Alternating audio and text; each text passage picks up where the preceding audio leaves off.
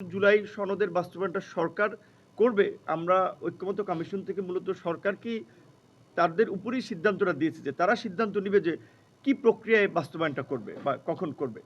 সেক্ষেত্রে সরকারের নির্দেশনার দিকেই তারা চেয়ে আছে, কিন্তু তারাও আসলে প্রকারান্তে এটা তো আমরাও বুঝি, তারাও সেটা তো বাস্তবতাটা স্বীকার করবে যে এখনকার বাস্তবতায় দুটি ভোট করা ওই বাস্তবতাটা আসলে নাই।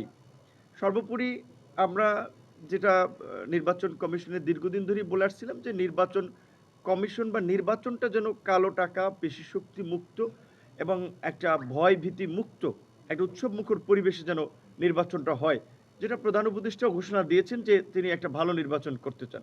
সেক্ষেত্রে নির্বাচন কমিশন কিন্তু পরিষ্কারভাবেই বলেছেন এটা রাজনৈতিক দলগুলোর উপরে কিন্তু অনেকখানি নির্ভর। সেই জায়গা থেকে তারা আমাদের সহায়তা চাচ্ছেন, আমরা আমাদের সহায়তা করব। এবং একই সাথে বিশেষ করে আমরা যেটা জানি যে ধর নির্বাচন কমিশনের আপনার গেজেটে না থাকলে সাধারণত প্রতীক পাওয়া যায় না বা ওইটার মধ্যে থেকে নিতে হয়। যেমন আমরা যে মার্কাটা নিয়েছি আমাদের দলের মার্কার ট্রাক, এটি কিন্তু আমরা আসলে চয়েস করে দেই নেই, এইটা আমাদের ওই মার্কার ইয়ে থেকে সিলেকশন করা হয়েছে।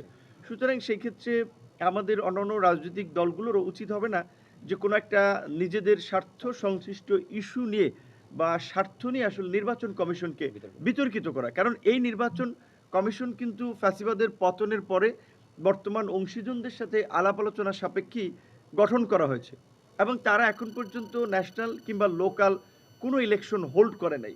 সুতরাং তাদের অনিয়ম, স্বজনপ্রীতি এগুলো তো আমরা দেখি নাই।